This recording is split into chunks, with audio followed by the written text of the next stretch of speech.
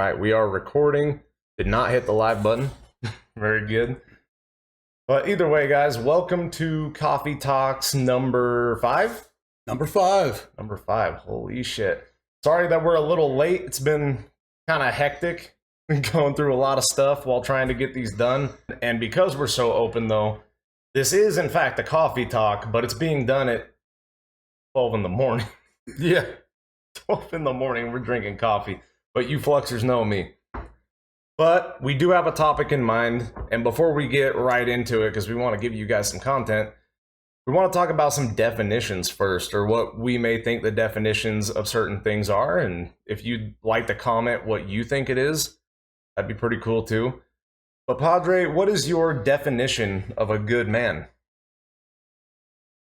Well, it's multifaceted, but in reality, a good man is somebody who's selfless, knowledgeable, humble, but looking to help others and seeing what they can do to contribute to others around them and the community and in their relationship.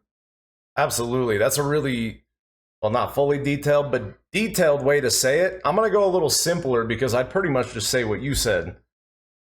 And we've had a talk about this before, about morals. Now, we, like with you guys, haven't had this talk, but him and I have had this talk. So he'll know what I'm talking about. If you can end your life and feel that you followed your morals and you've done all you can and atone for the things that you didn't do, I think that makes you a good person. We all have our different feelings, different moral compasses, and we're all from different backgrounds. Right. We have difference in belief of what is good, what is bad. And a lot of that's based on how you were raised, the culture you were raised in, the area you were raised in, the country you were raised in. Different things have value. But your intrinsic motives, your values, your morals, if you're living up to your beliefs and standing up for what you believe, then I believe you're a good man. Yeah, and that's where I'm at with it. Another thing, too, because a lot of new agey people may say something. When we say good and bad men, we are generalizing everyone. You know? Yeah, not just men. Not just people. men. People. People in general. But the way we're saying it right now is important to the end discussion. So now that we've kind of decided what we think a good man is, what would be a representation of a bad man? I would say somebody that's selfish, only looking out for their self-interest, to hell with what anybody else thinks, and poor moral compass, man. Just, I take what I want because I want it. I don't care if it's yours. Someone's shitty. Do you owe it to them to tell them? Well, I think you would owe it to them to have the discussion. I don't think you take the holier than thou stance and I'm perfect, you're a shitty person, let me tell you how shitty you are. Yeah. I think you have to lead by example, by being a good person, and then maybe draw some questions out of them. Start with some open-ended questions, man. Like, so what is it that you think the behavior you just displayed is going to accomplish? Right. And another thing that may be worth mentioning, this person would probably have to matter to you to even care for the conversation. Oh, absolutely. Because otherwise it could be a waste of your time. But this leads right into the conversation that we're about to have. So when we talk about the differences between good and bad men, which is one of the main points that we're talking about today, the indifference of good and bad men, I will admit, the thought had occurred to us because of a quote and scene of a really good movie. Boondock Saints. We watch it every St. Patty's Day. And then some. And then some. The actual quote from the movie, they talk about, we must all fear evil men. And I don't think there's any question about that. There's evil out there. And we need to be aware of it. And we should be fearful of that. But there's another kind of evil which we must fear most, and that is the indifference of good men. Good men failing to take action. Good men that walk by something wrong being done and being blind to it or not acting on it. And the difference there is the bad men doing the act are not fearful. Exactly. They're not fearful to commit the act that they're committing. And the good man, who actually can be a good man, is fearful to intervene with this act. So realistically, we're looking at action. Mm-hmm. Bad men committing more action than good men. You see it all over. You see terrible, horrendous acts of violence being committed, murders on subway trains, with bystanders just watching it happen. Nobody doing anything about it. Right. You have all kinds of terrible acts of terrorism taking on in the world today. And people stand by and watch. They're not prepared. They don't want to get involved. Just keep me out of it. Keep me out of it. For fear that somebody's going to look at them wrong for taking action. And yet we celebrate the heroes that actually take it. When you hear about the workplace shooter, the movie theater shooter, the church shooters, and somebody that had a concealed carry acted and ended that situation and saved lives. That is a good man taking action. The indifference of good men are all those bystanders that don't agree with what's going on, but they're not going to say anything. And I think a lot of it came, and I'm going to throw it right out there, man. It's the pussification of America.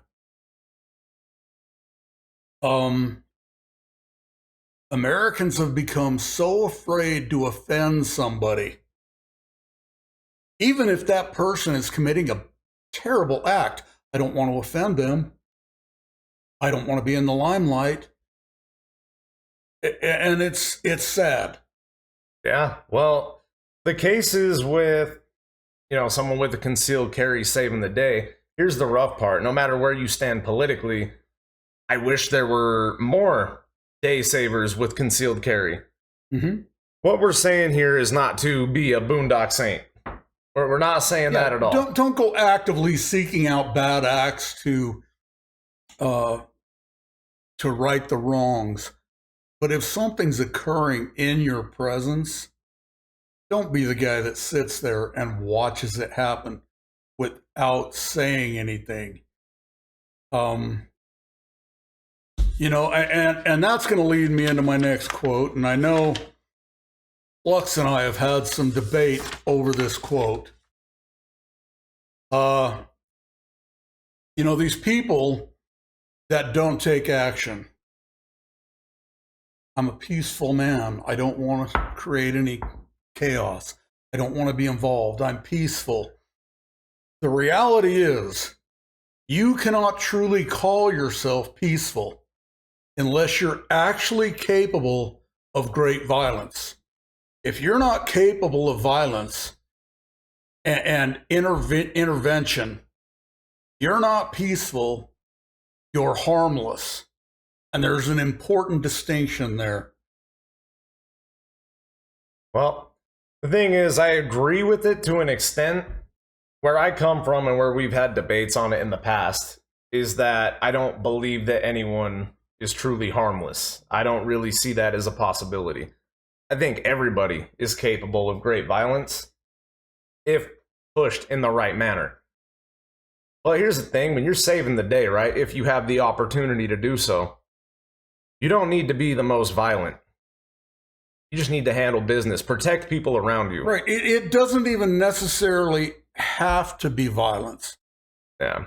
But if you don't have the confidence in yourself to be able to step in and know you can handle that situation, regardless of what consequence comes back at you, you've got to be capable of doing that. If you confront a situation, say you've got somebody stealing a lady's purse, and you step in and you say, "Hey, knock it off. and the guy turns to you and says, "What are you going to do about it?" And you go, nothing. Okay, you're harmless, man. You're no threat to this guy. That point in time, So sure. if you're going to step in, and if you're going to be this person, you have to have enough confidence in yourself to know that you can carry it through to the end. But see, my point is already proven for the fact of these people need to learn to be capable, right? So in order to learn, you must already be capable. If you couldn't get there, I think you know what I mean? It's like a technicality. Okay, I'm going to have to agree on one point. The potential, I believe, exists in everyone. The potential is there. And I think a situation can even draw out potential. You know, you take a newborn kitten, back it in a corner, it's going to come after you. And I think as human beings, we are capable of that if pushed to the right point. But you can't claim to be peaceful unless you're willing to back up that peace. All right. And that's why I agree with it to an extent. I just don't like the idea of thinking that anyone is not capable, because what do you hear every time something comes on the news? He was totally normal. Everything was fine. What a great person. Exactly. You know what I mean? I just don't really think anyone is truly incapable. Some of the nicest people you meet have the craziest things going on in their heads. If somebody's too nice to me, I ask them, is there a body in your freezer? Yeah. There's somebody that's overly nice definitely has me wondering. Yeah. Your placaters, your pacifiers, man. They just, you know, because they're going to agree with whatever I say to avoid any kind of conflict, and turn around and talk to somebody else and agree with everything they say to avoid any kind of conflict. You can't do that, folks. Stand for something. Yeah, I think believe in something. Have values. Have morals. Yeah, you got to stand for something. Somebody who doesn't stand for anything, I don't know how you get anything done. I don't know what you strive for. Well, if you can't stand for something, you're going to kneel for everything. I like that. I really like that, actually. That is true. And we're talking indifference here. What is it exactly that makes good men indifferent, do you think? If we were to really put a microscope on it. Well, again, when you're talking about a good man having indifference, it simply is today's culture making people afraid to act. They are afraid to offend somebody. Even if that person is committing a bad act, they're afraid to offend them. They know that no matter what action you take or don't take is going to be Monday morning quarterbacked by everybody that sees it or hears about it. So everybody's going to have an opinion on it. In the end, they fear, whether it be physical, mental, they fear harm. Mm-hmm. They'd fear harm. The reason that this is an important topic is because I understand that. I understand being worried for yourself in terms of what may people think. I get being worried for yourself of, am I going to be bodily harmed? I get the idea of if something happens to me, you know, my family, my friends. And those are all retaliation. Those are all valid worries. But the one thing that overrides all of that for me at this point in time, because it wasn't always this way, is when I realized that when bad things, you know, would happen to me, would I want somebody to be there? Right. And it's such a simple thought, and, you know, you probably thought about it before, but I want you to really think about that. He brought up something that happened in a subway, you know, in a train. Funny part is, well, it's not funny at all. Two things that I've seen were in trains that made me really want to have this video. Both of them in trains. I don't know why trains, but that's just the way it happened.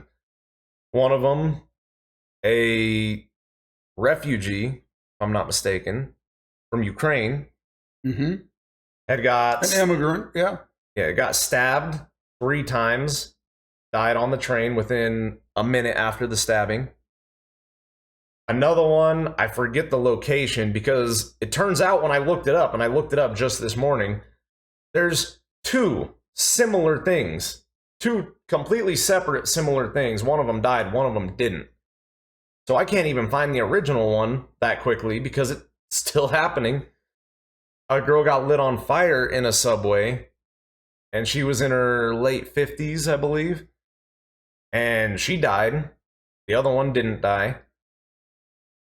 People did witness this and were very slow to help. Now, with the stabbing one, I saw the video, the original video where you got to see everything. Preventing that would have been very hard. Nobody knew what he was going to do. Right. But it's about the after, how long it took people to rush. Rendering aid. There were enough people there.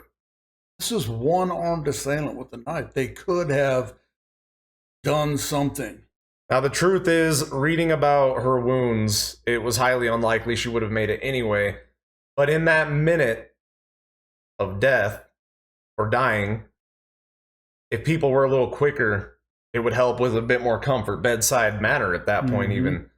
Now, there were people who came eventually, but it took some time. And one of the reasons that I think stuff like this happens, one of the biggest ones, is group influence. Group influence is huge. He said, you know, people, what are people going to think? Right. When you're in a group, you are either less inclined or more inclined to do something based off of everyone around you. The group dynamic. That is why we talked about in previous videos surrounding yourself with good people, because it gives you the push to do good things. What if you are surrounded by good people who are inactive? They're indifferent. They're indifferent.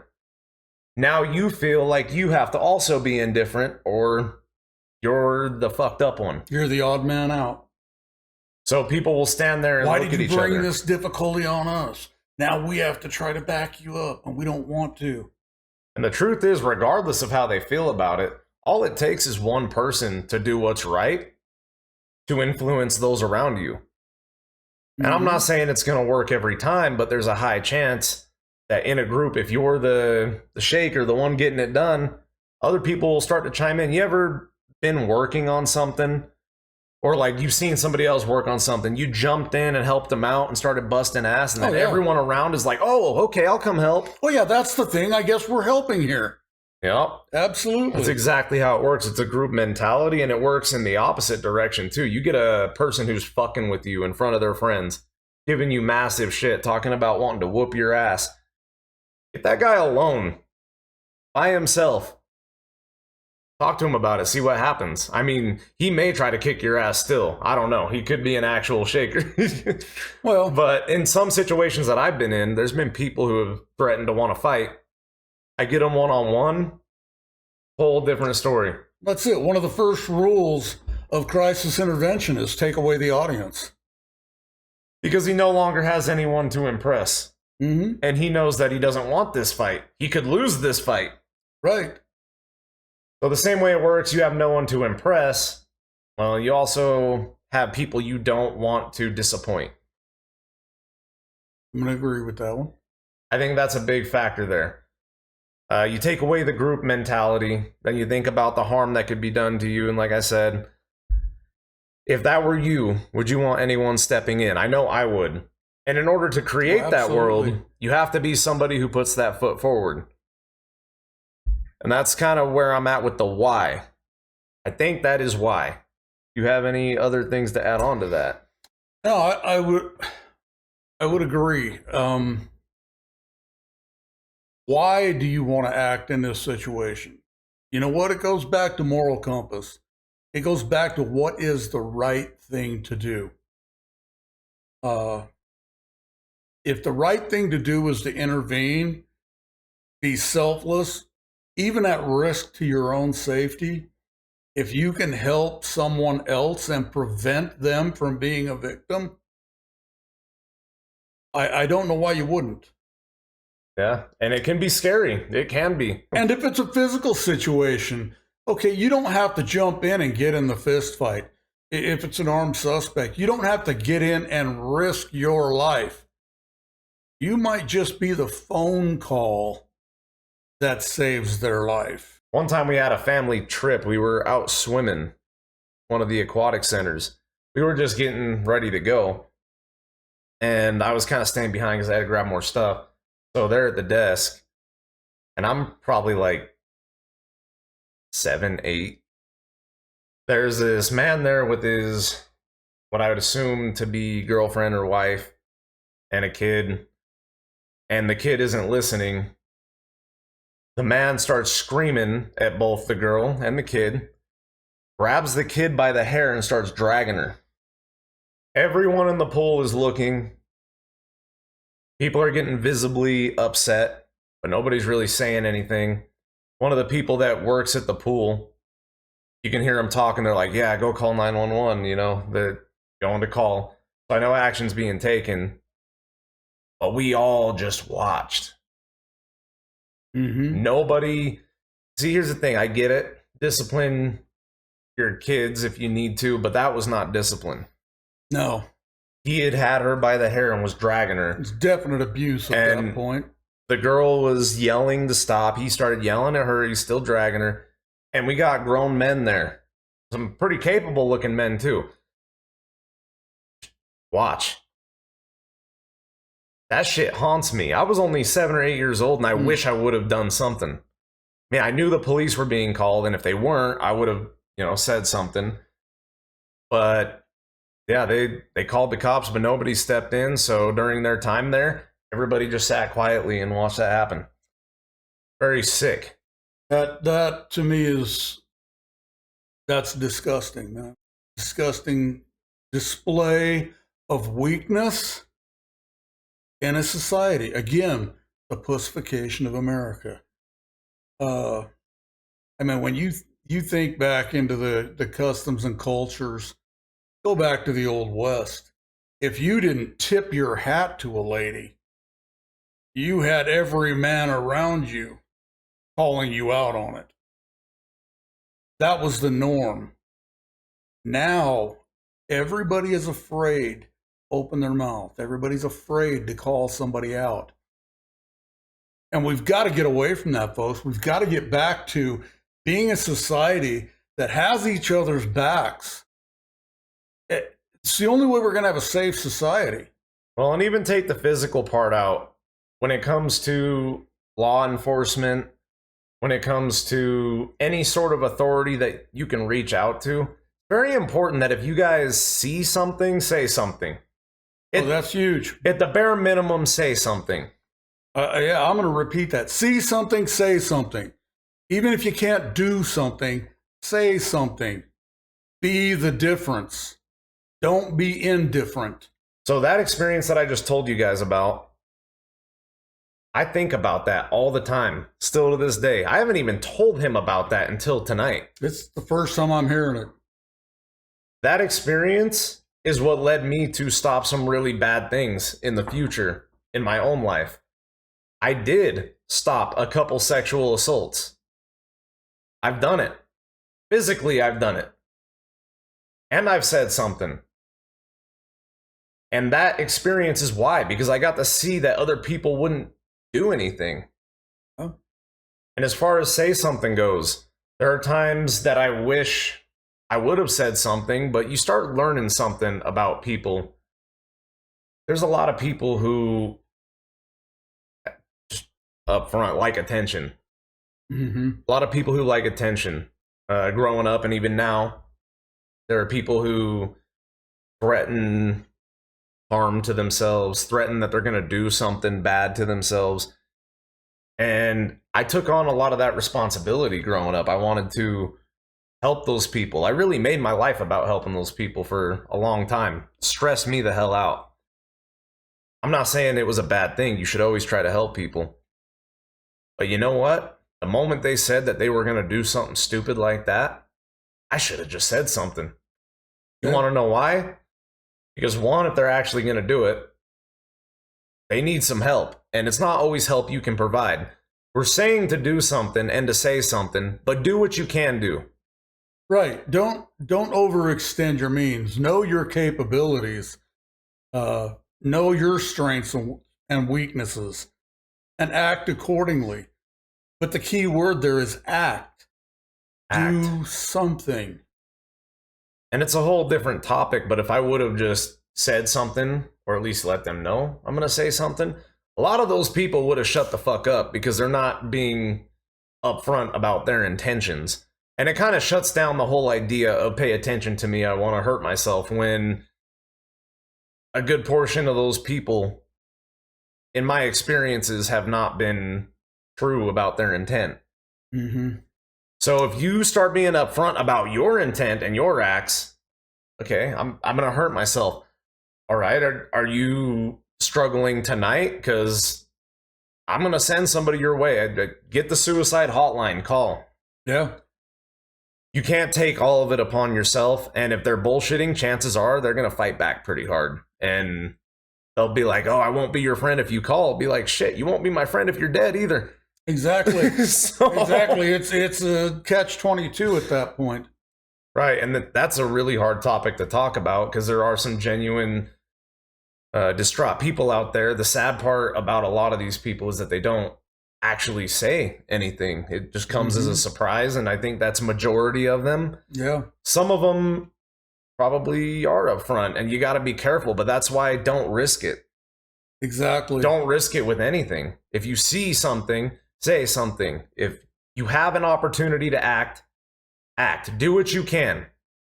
Right, within your means. Know your limitations. But again, operative word, act. Yeah, we've only been going for 30 minutes. We got to pull shit out of our asses. So, Okay, well, I'm going to come up with the controversial one then, because I'm going to step it up just a hair. okay. We talk about acting. We talk about individual acts of courage. We talk about doing something, not being indifferent.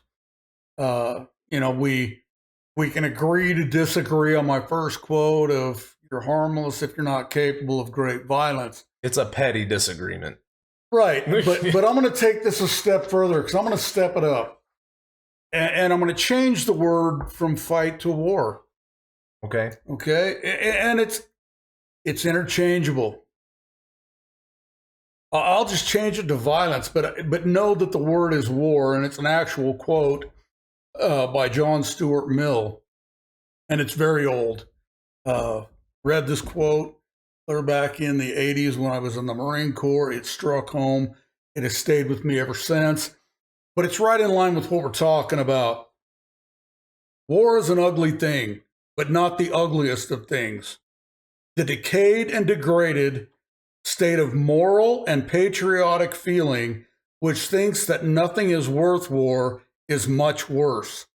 A man who has nothing for which he is willing to fight, nothing he cares about more than his own personal safety, is a miserable creature who has no chance of being free unless made and kept so by the exertions of better men than himself.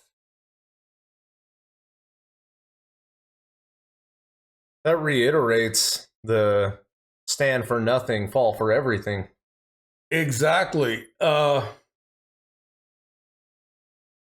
If all you care about is your own personal safety, if that's it, you're a miserable creature, man. And you have no chance of any real freedom in life unless it is made and kept by creatures that are willing to get involved by the exertions of better men. Now, exertions of better men, let's go back to our original statement. The evil we must fear the most is the indifference of good men.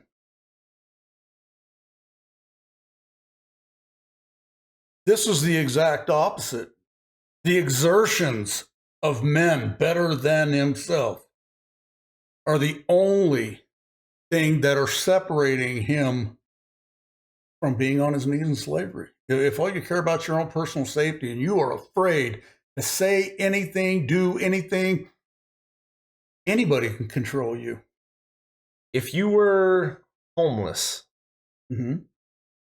you have a child, maybe two, and you're next to another homeless family, and you get some bread. Say you get some bread. There was a person I had heard about that said they care so much and they act that they would give that bread to the other family to help them out while, she keeps figuring out for herself and her own family. I have a problem with that. Okay, I want to hear this problem before I go into that one. So we talk about acting and caring for others because really that's what this is. Mm-hmm. Caring for other people enough to help. Mm-hmm. I think you should help. But this person in this situation, put yourself in the shoes. You want to help that other family, but you're also struggling. I do think that there are levels to this. Now, I get the bread. Here's exactly what I would do. I'm willing to do some self-sacrifice. I can wait. My kids get what they need first. Okay. My kids get what they need. I make sure that they have enough bread. If there is any left over, depending on how bad we are off, if there's any left over, then I will give the remainder to that family. I will go without, as long as I can sustain myself long enough to keep caring for my own. Okay, and now I don't have to interject because you covered exactly what I was talking about. Yes, you've got to take care of your own first, but help the other people out when you can and you have the means. Again, revert it back. What are your strengths and weaknesses? What are your capabilities? What are you capable of doing? Well, if there's enough there to help everybody get by a little bit, then by all means, help everybody get by a little bit. If there's only enough for your kids, then by all means, you got to take care of your kids. But you help them out. Now, what happens when tomorrow they're the ones that have the bread and you don't? If you have been selfish with yours. Well, see, that's the difference. We're not being selfish. We're looking out for what's first. There are priorities in this shit. Oh, yeah. Oh, yeah. There are definitely priorities. I know you would be sitting prettier if you didn't. But again, what happens when they have the bread tomorrow?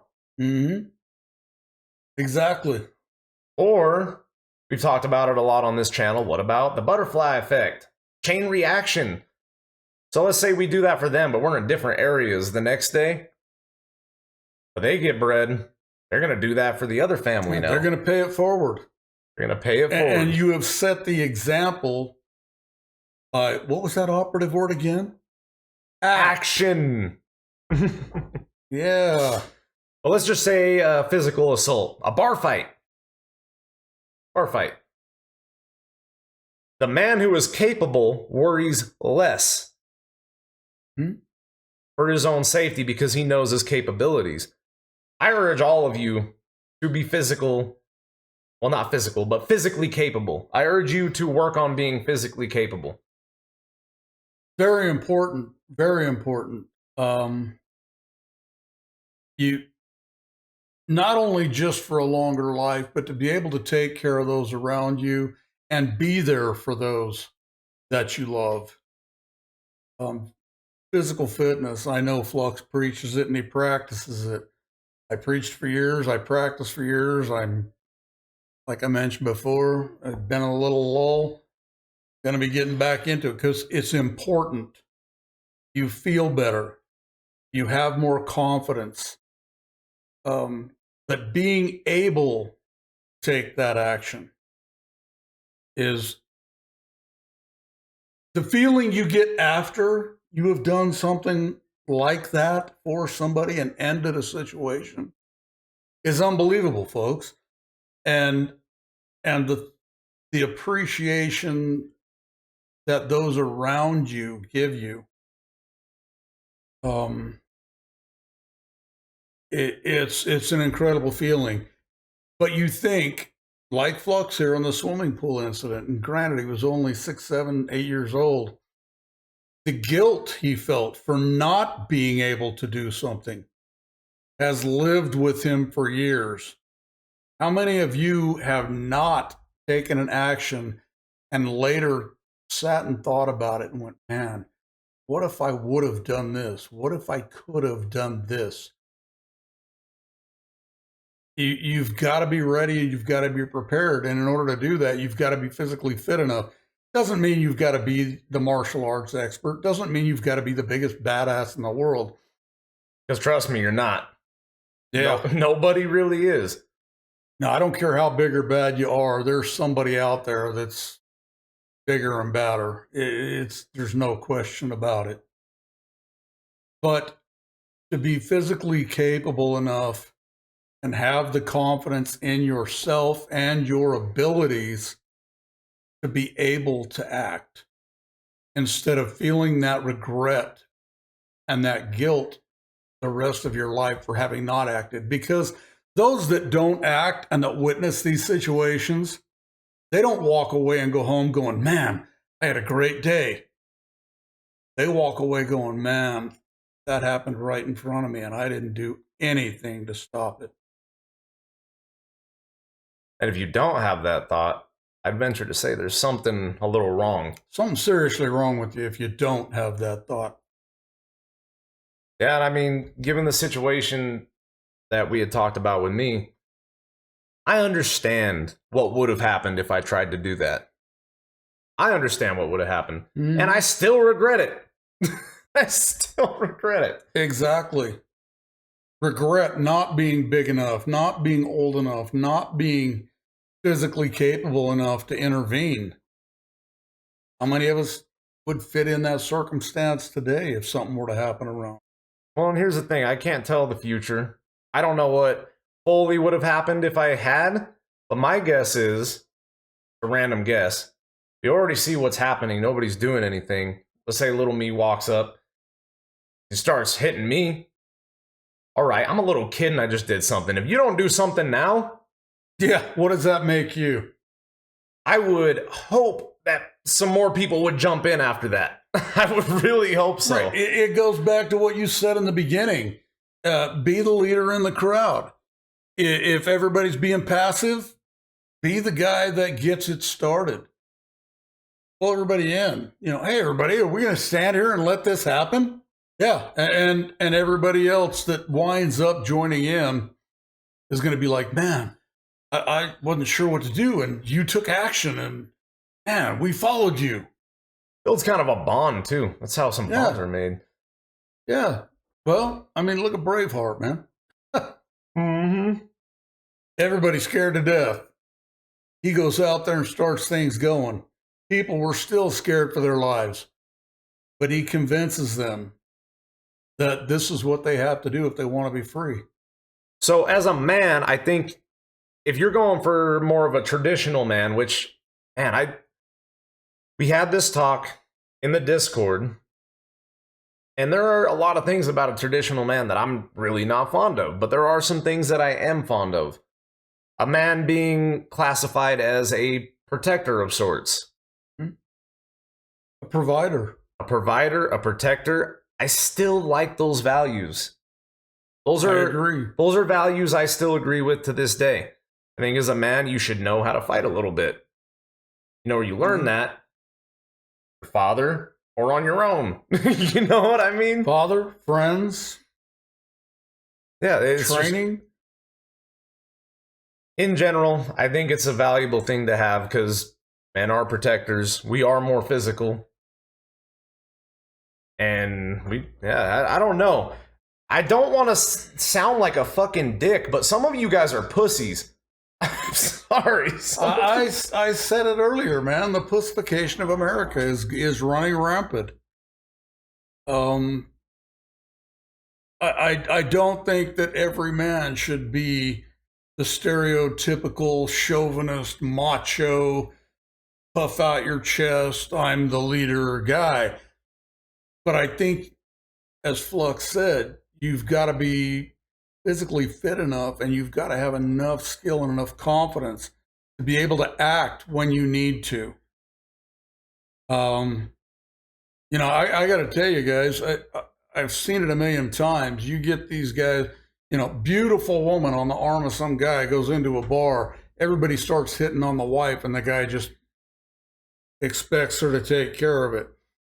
Dude, you don't deserve her. If you're going to have a beautiful woman, if you're going to have a woman you're proud of, doesn't mean you punch every guy in the mouth that smiles at her. But what it means is you're the protector. If you see that she's uncomfortable with this, you need to be able to intervene. Hey, man, that's my wife. You need to knock that off. And be prepared for what comes next from the asshole that obviously has no values and morals. I think being prepared in today's world is very important. There are people doing some crazy shit. We've talked about some of it, but there's much, much more. Oh, yeah. The only fight that's ever won is the one that isn't fought. Have enough intelligence to be able to deal with situations. Learn some de-escalation skills. Learn some communication skills. A piece of advice I got years ago in law enforcement from one of my training officers, who also happened to be my father. And he said, if you give somebody a way out that they can save face, they will take it. It kind of goes to the take away the audience thing. Take away the threat to their manhood. If I can give you a way out to save face, you're going to take it.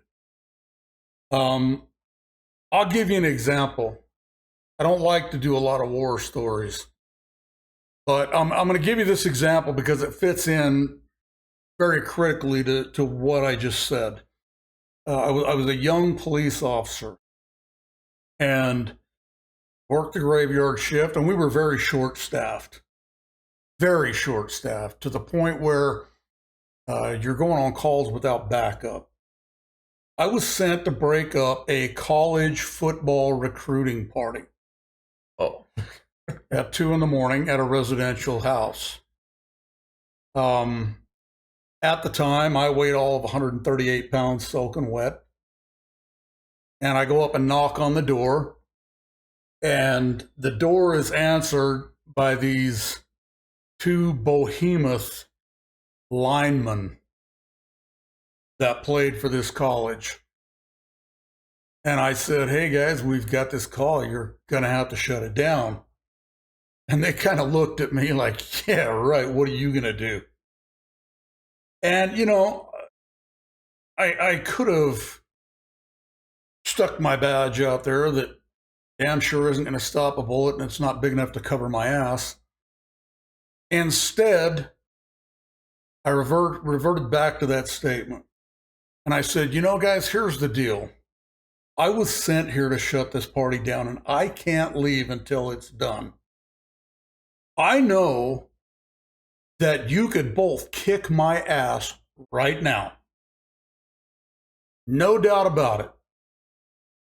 But as that's going on, 2 things are going to happen. One, I'm going to take out one of your kneecaps, thus ending your football career. And I'm going to key this magic button on this magic box on my hip. And this city's going to light up with other officers coming into the area. Now, it's your call. And they looked at me. They said, all right. They called 3 more big guys over. They walked through and cleared the house. Party's over, guys. Come on, let's go, let's go. And they cleared the house while I stood on the front porch and told everybody, have a good night, drive safe. Have a good night, drive safe. Wow. And it was over.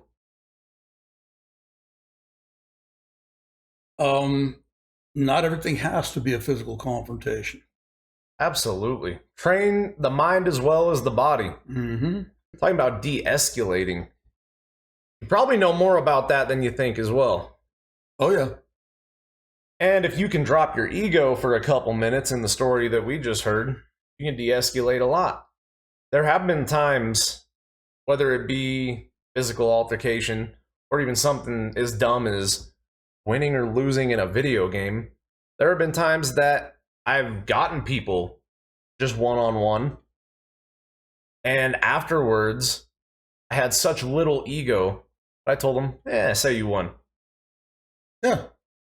I've done stuff like that. Yeah. And the reason why, because one, we both know the truth. Two, it saves face. There's not going to be any future problems. Nope. Allows them to save face. Yeah, and then three, what people think about me is not always my business. I don't give a shit. If you know me, then you know what kind of man I am. You know what? You phrased it perfectly. What people think about me is none of my business. But the reality is, and one of my big things for years, if you're looking for external validation and you need to get your value from what others think of you, you've already lost, man. You have no self-value. What is your intrinsic value? What is your self-value? What do you believe about yourself? If people are talking crap about me, those that believe it don't know me. And those that know me don't believe it. And the reality is, those that believe it, I don't really give two shits about. Exactly. I think a lot of winners check their ego at the door. Mm-hmm. I think a lot of them do. Humility is the most key element of a true leader, and I believe of a true man. When we talk about what is a good man, I said in the beginning, humility is a big part of it. Be able to humble yourself. Favorite thing you ever told me? Qualities of a good leader, which I believe a good leader would also be a good man. When things go wrong, look in the mirror. Things go right, look out the window. Absolutely. I love that saying. Absolutely. Give the credit to those people that are in the arena. A lot of shitty kings in the past that take credit for wars. A lot of them. And very few of them ever actually fought in that war. Normalize celebrating the soldier, not the king. Yep. The credit belongs to the man in the arena. And I'm not going to look that quote up or give you the whole quote right now, but I would challenge each and every one of you to look that one up. The quote called "In the Arena." And adding on to the conversation we had about people saying things about you, indifference of good men. You're a friend to someone. How do these people feel comfortable saying that kind of shit in front of you?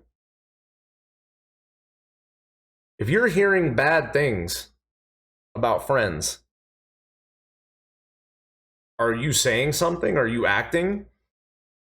Right, because the indifference there, and just, even if you don't go, yeah, even if you just listen and don't say anything, trust me, when that conversation gets back to your friend, you were a part of that conversation. Saying nothing is just as big a message as saying something. It's a bigger message. Saying nothing is a bigger message than actually standing up and putting your peace of mind out there. I'm okay with knowing, but I don't know how to say it. It's like I care, but I don't care. It's kind of like hearing a story about a fictional character. Right. I'm curious what bad thing you think about me, because if it's not true, which, you know, if I did do something bad and I catch word of it, you know, I'll own it. My bad. But if it's not true, it's like hearing a story. It's like, where did that come from? Damn, what did I do next? Yeah. Yeah. What did I do after that? So it's like I want to hear it. I don't really give it full Oh. credit, but like, yeah, what did I do next? Yeah. Well, then there's the reverse of that I've had happen a few times. Somebody telling me a story about something really great they did, and I'm like, wait a minute, that was me. That was me. Oh. Well, I heard it. Wait, you were just telling everybody you did that. That's my story, dude. Oh, one thing I'm a little guilty of. I think we're all guilty of it. We're kind of in like a bullshitting segment right now. The whole theory, like a fishing trip. Every time you tell the story about the fishing trip, the fish gets bigger. Mm-hmm. I have caught myself telling stories of shit that I actually did, but like over glorifying it over the years.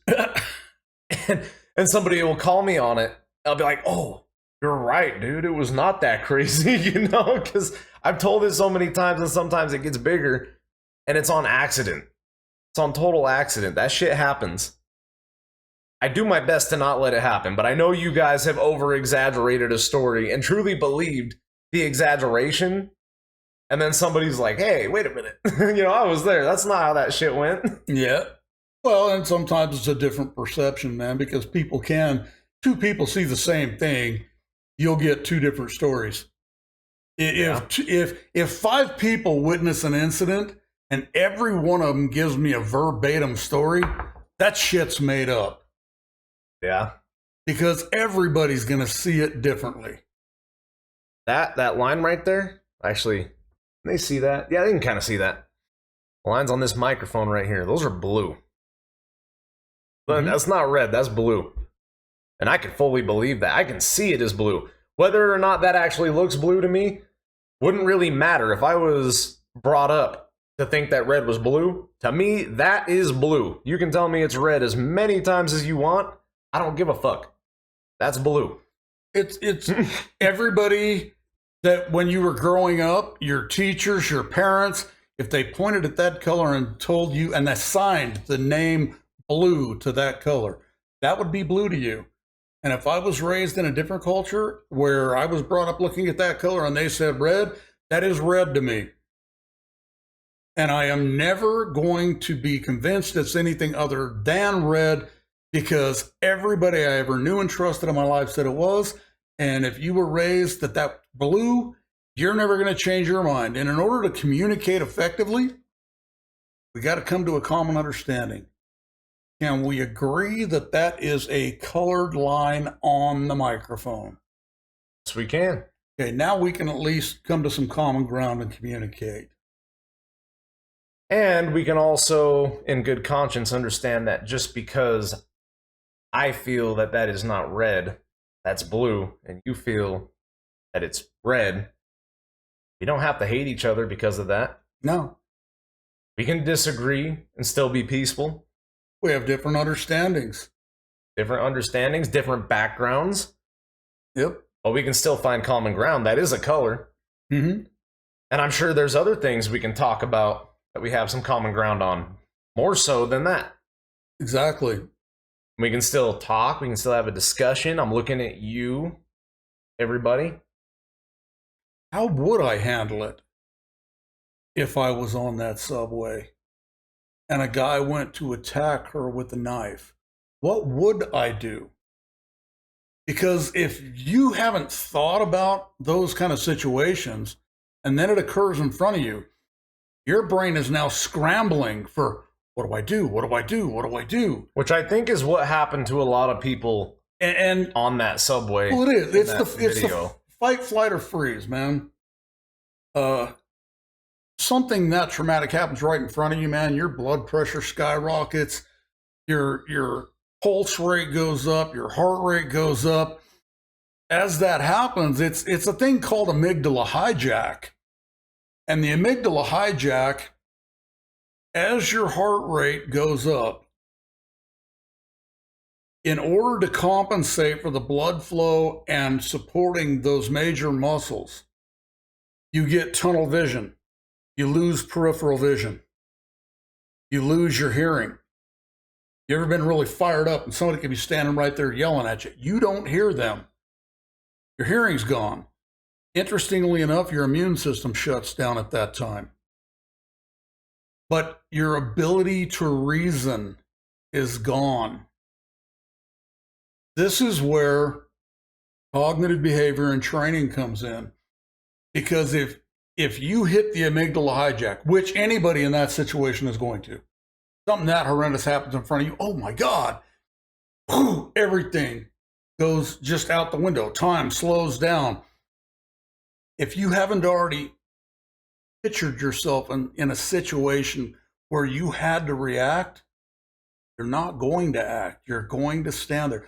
You're going to run. You're going to freeze. And in some instances, there are people that are going to fight. They're going to attack, whether they want to or not. But if you think about these situations, what would I do if I were there? What could I do? Play it out in your mind over and over to positive outcomes. If that situation ever hits and you go into amygdala hijack, your body will take over that pre-programmed thing in your brain, and that's what you will do. Right. And that's what all martial arts training, all boxers, when they're in the ring and they get rocked, you know what? They're not thinking anymore. They're on autopilot. They're relying on muscle memory. Yeah. What is your autopilot telling you to do? Like the katas. Yeah. I'm really glad that you brought this up because I want to stay away from being somebody that just points out what's wrong. Anyone can point out that something's wrong. It takes a real person to actually sit here and try to come up with solutions. There's a lot of people that talk about what's wrong and they don't do anything with that. Anyone, any jackass can be like, that's wrong, that's wrong. Why are we doing that? That's wrong. Okay, so what do we do?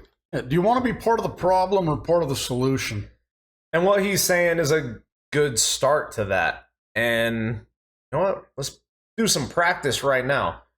He said, imagine what you would do in that situation. So I'm going to go ahead and answer that question as honest and best as I can. And again, it's just a thought. Never really know until you're there. You can play tough guy all you want. So I'm going to try to answer it as honest as possible. That situation, I forget the name, man. I wish I would pull some shit up, but I'm not even going to get that far into it. So the viral one that most people have talked about, the one that we've all seen, where she got stabbed 3 times. It happened very quick. Nobody was aware that it was about to happen. And if I was on the train, I don't think I'd really be paying attention to what every person is doing. Then again, maybe I'm weird. Yeah. Let's say I would have noticed that he was getting the knife out. Practice being aware of your surroundings. There's another good point. Practice being aware. I can't tell you with 100% certainty that I would be aware. I really don't know. But let's say if I was aware and I see him getting the knife out, I may be watching and being like, what is he doing? Because, maybe he's playing with it. Something's about to happen. Yeah, maybe he's playing with it. Maybe, I don't know. There's possibilities. So I'm not going to jump right away, which is sad because I think in the time frame that he does this, it would have been too late for me to react anyway. But I'd be paying attention if I had noticed. Goes to do it. I think he did go pretty fast, but maybe after the first one, I can probably jump up and stop him. And I'd like to think that I would. I think I'd jump up, try to get to him, be cautious of the hand with the knife. Right, try to get control of that knife. Trying to think. My immediate instinct is to watch the hand with the knife. I'm watching the hand, but that could be wrong because you may want to watch the shoulders to see, when it's going to move. But I think I'd be watching the knife, the hand with the knife. I'd go for it. I'd try to get access to the wrist. I'd grab the arm and the wrist. I'd try to do some kind of hold where I can push him down from the elbow. I'd do my best to get him down that way and get the knife out of his hand. And hope that others would react and follow suit. If more people, jump on this situation, the more likely it is to succeed. But that's if I notice. Let's say I didn't notice it happened and he's walking away. Tough guy is going to sit here and tell you, oh, I'd go chase him down. No, I'm not going to go chase him down. Right now, it's not my responsibility to make sure the criminal gets caught. I want to go to the victim. I want to go help. Right. My immediate reaction is to run over, see if we can stop bleeding, do whatever we can. I don't really know a lot of medical stuff. So I'm sitting here preaching that, teach yourself. Truth is, I don't really know what I'd do besides attempt to stop the bleeding with some kind of tourniquet. Okay, well, I'm listening to what you're saying, and I got a question for you, man. You skipped something that is probably the most important step that anybody could do. What's that? You see a guy with a knife. What about, hey, he's got a knife? Verbally. Oh, yeah. Hey, what are you doing? Truthfully, that's the right thing to do. Verbal command. But I may or may not have done that. It's the right thing to do. Yell it while you're going to take action, whether that's to go help her, whether that's to stop him. Let it be known. As soon as you see that knife, you yell out, hey, he's got a knife. Well, the victim is going to hear you in turn and have some kind of a chance of defense. Other people are going to start focusing in. It gives them time to process in their mind and perhaps take action. There's a chance it puts everyone into go mode. Verbal commands and using your voice is the first step of any de-escalation. Voice commands. Use your voice. You see somebody doing something, you don't want to jump in physically. Hey, what are you doing? I'm calling the police. It's going to make them stop and think. Right. And in this particular case, too, as I said, I read about it this morning. The guy may have asked yourself why. I asked why a lot when I first saw it. Mm-hmm. Because the video just shows a girl on her phone. She's not saying a word to him. He's behind her. He doesn't look, like he's being aggravated or anything.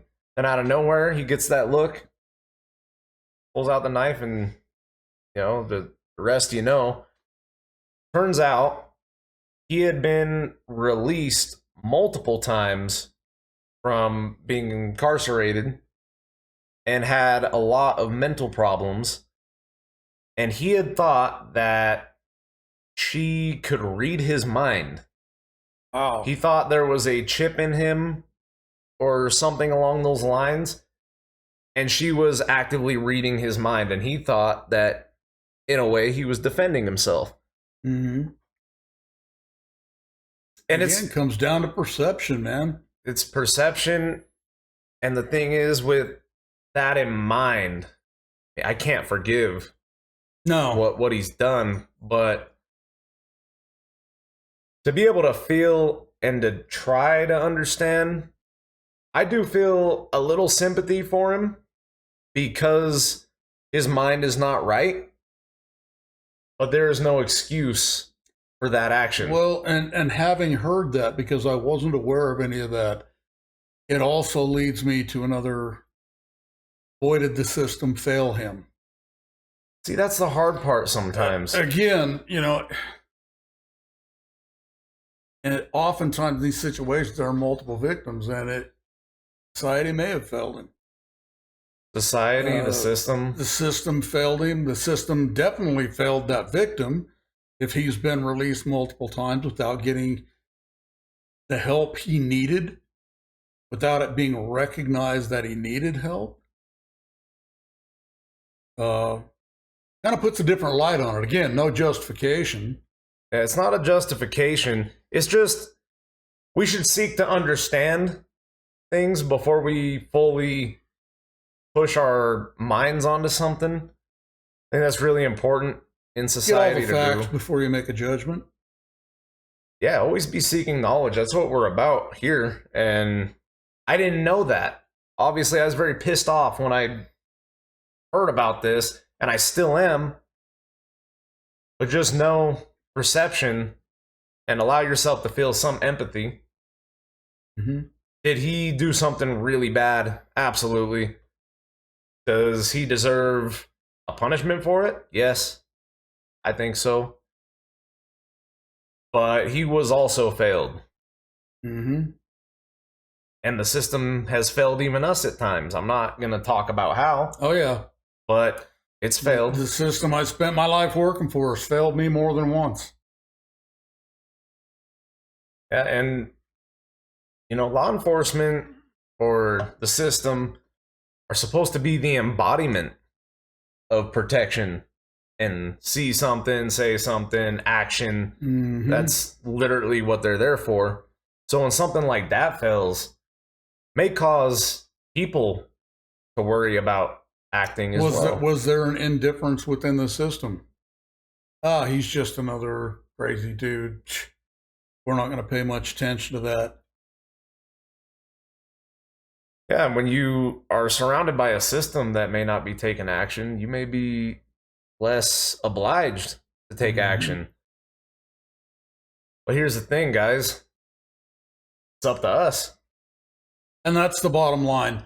It's up to all of us become those people that make the difference. Those people that can be the voice for those who haven't prepared themselves to be the voice.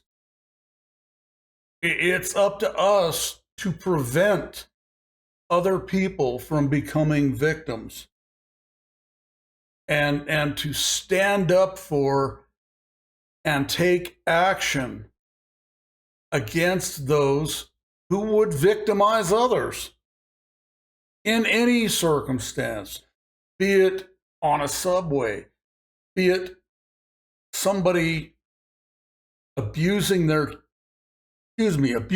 child, be it somebody that's out of line with their wife. Don't be afraid to get involved. We're always electing. Be the difference. We're always electing people in the system. People who are supposed to be for the people, by the people. Okay, but we are the people. That's it. We need to do things for each other. Well, and I think this is where the system has gone wrong when we talk about elected people.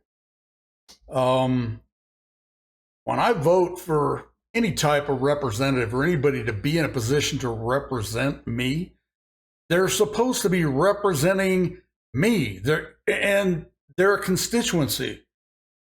They're the voice for us. I have never voted for somebody and elected them to make a decision for me.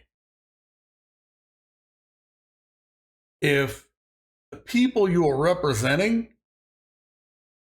come to a conclusion, whether you agree with it or not, that is what you're supposed to represent.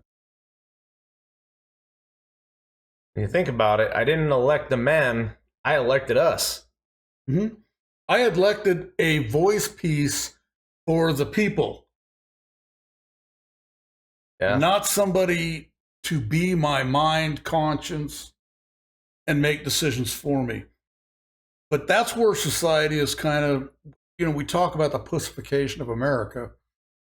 This is where society went wrong. We elected people. They started making decisions for us. We don't have to make any decisions. Well, now if I want to discipline my child, well, they've decided on how I can do that. So then I have to depend on them to raise my child.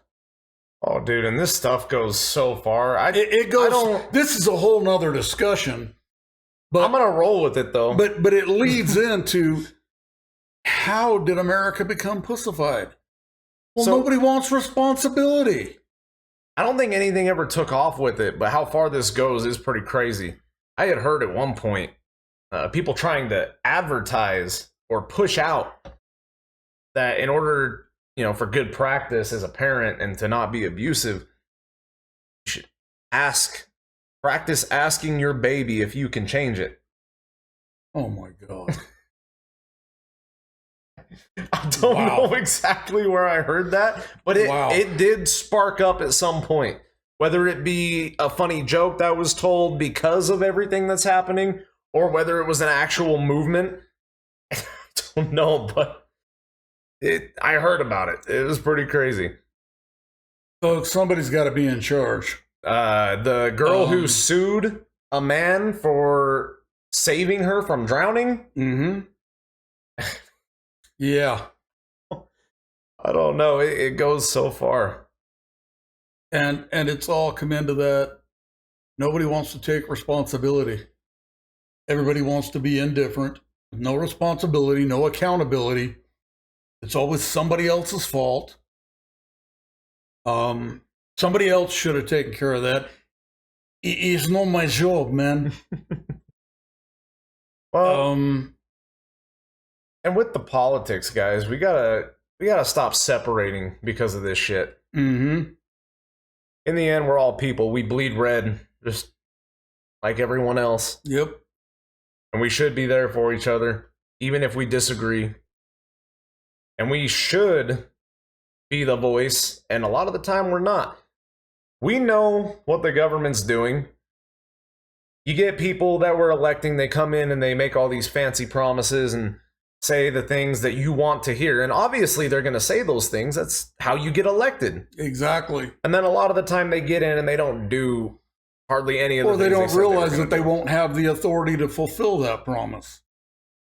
Yeah, and that's really where we do have to rely on each other. And we do have to find some common ground, like accepting that I may see this as blue.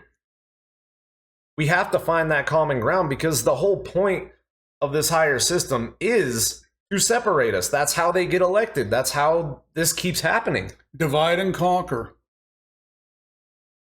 It was said that that's how America would fall, by the way. Yeah.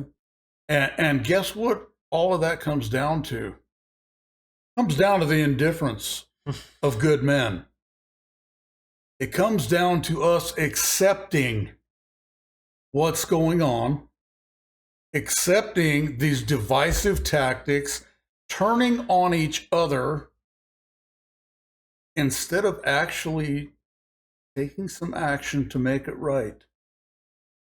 You know what? We're all becoming part of the problem instead of part of the solution. I know you know someone in your life that you really disagree with about something.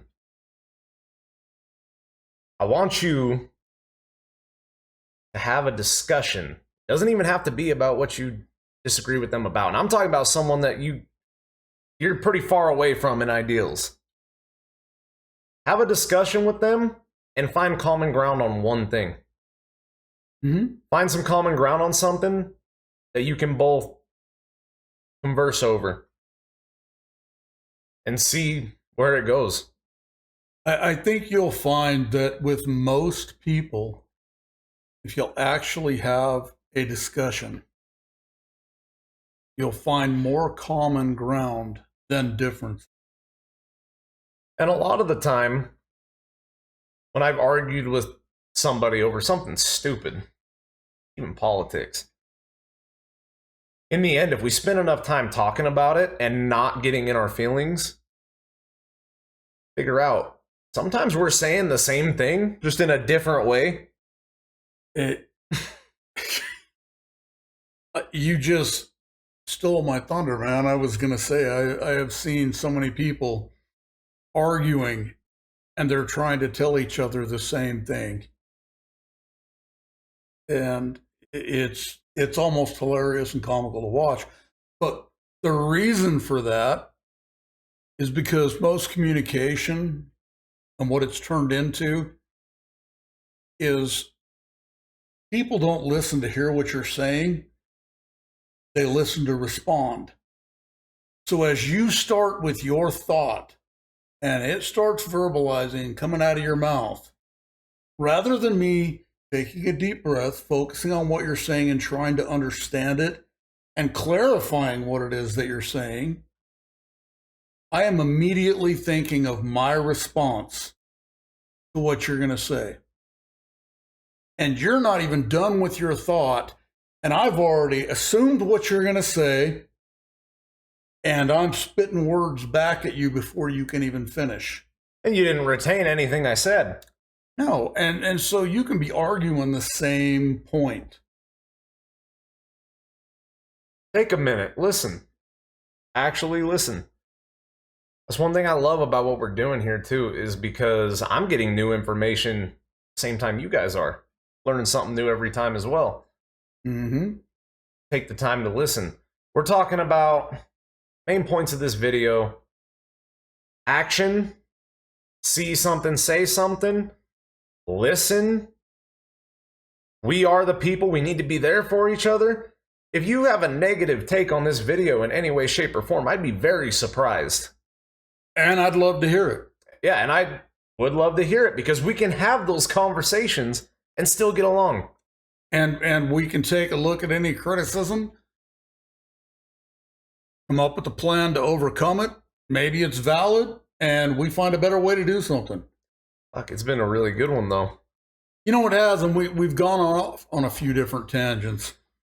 There's just so much we want to say. But I think they all tie in together. And these are the ways these discussions go, man, is we hit something and it sparks something, an idea in each other. And again, like you said, man, we both learned something during this. And every discussion I have with you, I get a new perspective on life. I get a new view on how I may look at something. And I become better for it. As do I, with every single recording. You have to open your mind and garner that knowledge. But I can tell you this much. You don't learn anything when you're talking. You learn when you're listening. See, an admission, because we're about honesty here. A couple times even during this talk, and after you reiterated, you're thinking about what you're going to say next.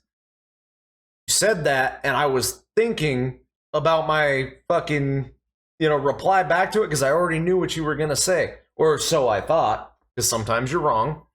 But I've heard that before.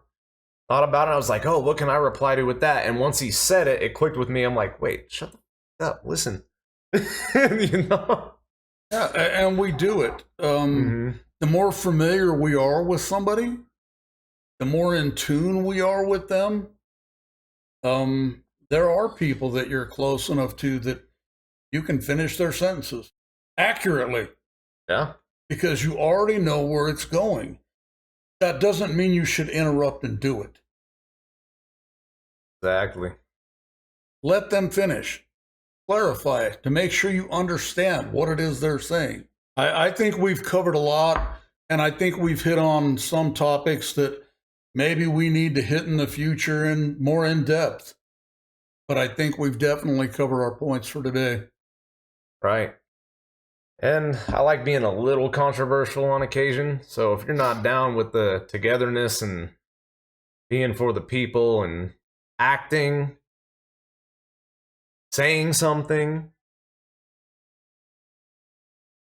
fuck you.